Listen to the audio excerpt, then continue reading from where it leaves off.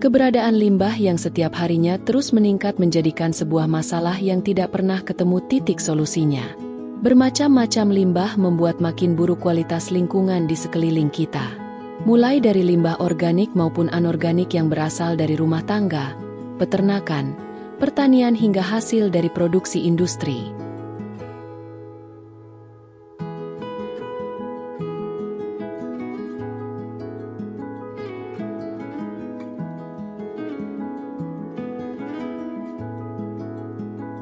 Video ini akan sedikit membahas berdasarkan abstrak grafis dari sebuah jurnal penelitian terbaru, serta membahas inovasi yang mungkin dapat dilakukan untuk meningkatkan keuntungan dari segi produksi. Abstrak grafis ini merupakan rangkuman jurnal yang telah ditampilkan tadi.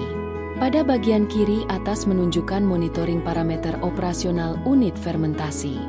Bagian ini mencakup pengukuran suhu, temp, hydraulic retention time, HRT, dan pH. Bagian ini menyoroti pentingnya pengendalian kondisi operasi dalam proses fermentasi.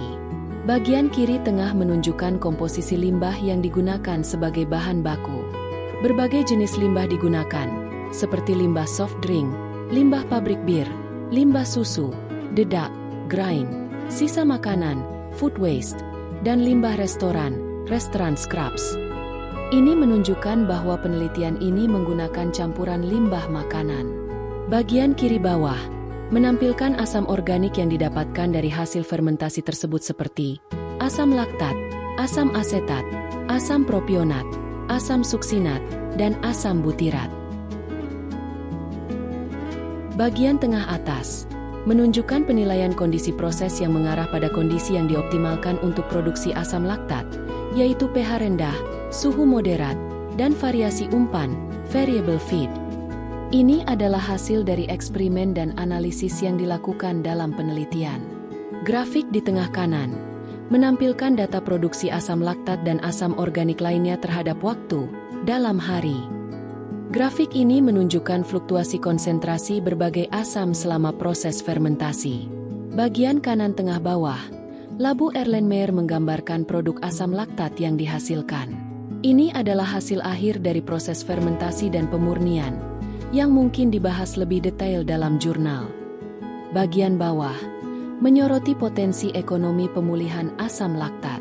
Ini menghubungkan produksi asam laktat dengan aspek keuntungan finansial.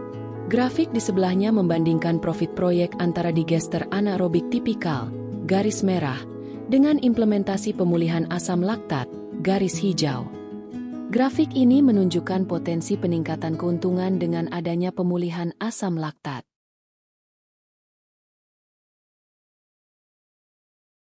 Berdasarkan penjelasan pada subbab 3.4 tersebut, bahwa proses konversi berjalan baik, namun belum sepenuhnya sempurna. Konsentrasi asam laktat yang dihasilkan di fasilitas komersial tanpa optimasi lanjutan rata-rata mencapai 21,7 gram per liter. Proses prafermenter didominasi oleh bakteri Lactobacillus, 98–99%. Pada tingkat spesies ini, Lactobacillus reuteri mendominasi 67–88% dari semua spesies Lactobacillus. Menurut penelitian pada jurnal ini, Lactobacillus reuteri tidak sengaja disemai dalam proses prafermenter. Kemungkinan bakteri ini berasal dari salah satu bahan baku yang digunakan.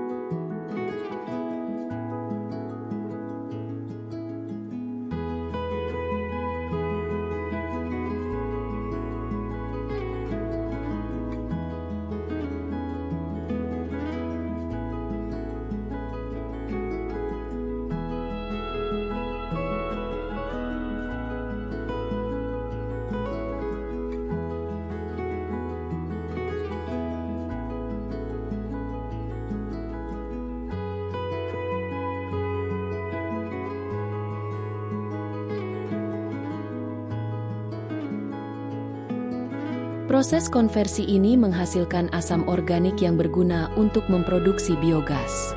Biogas ini dapat digunakan untuk kehidupan kita sehari-hari seperti memasak, sumber energi untuk kendaraan bermotor dan pembangkit listrik. Selain itu, produk sampingan yang biasa disebut digestat atau sisa bahan organik kaya nutrisi yang dapat dimanfaatkan dalam pertanian. Sehingga, mampu membantu untuk menyuburkan tanah pertanian dan mengurangi ketergantungan pada pupuk anorganik atau kimia. Meskipun begitu, sisa bahan organik ini perlu dilakukan dengan penanganan yang tepat agar tidak menimbulkan masalah baru ke depannya. Produksi ini menghasilkan pendapatan tambahan bagi industri dan petani dengan mengolah limbah menjadi biogas. Biogas ini dapat dijual sebagai bahan bakar atau digunakan untuk menghasilkan listrik, mengurangi biaya energi dan meningkatkan keuntungan.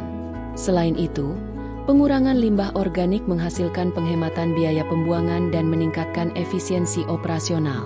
Dijelaskan pada jurnal tersebut, pemanfaatan energi biogas yang diproduksi dapat meningkatkan profitabilitas. Diasumsikan hasil produksi ini dapat menghasilkan titer yang lebih tinggi jika kontrol proses dilakukan dengan baik. Permintaan yang terus meningkat membuktikan bahwa inovasi ini dapat bermanfaat di berbagai industri, mulai dari industri makanan, kosmetik, farmasi hingga industri kimia. Namun, untuk mewujudkan ini juga memerlukan modal yang sangat besar. Inovasi ini menghasilkan volume besar efluen, misalnya digestat, yang bernilai rendah dan dapat menjadi beban biaya utama bagi fasilitas komersial dengan biaya transportasi dan biaya pemrosesan yang substansial. Sebagai contoh, standar portofolio terbarukan di Amerika Serikat memberikan insentif keuangan terbatas untuk inovasi ini. Penyaluran subsidi tersebut cenderung memprioritaskan energi angin dan matahari daripada inovasi yang berbasis biomasa ini.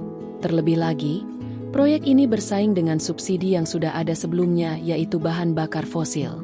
Akibatnya, karena terbatasnya dukungan finansial dari pemerintah, kelayakan finansial terhadap inovasi ini dipertanyakan dan akibatnya teknologi yang sudah ada sebelumnya berjalan jauh lebih lambat.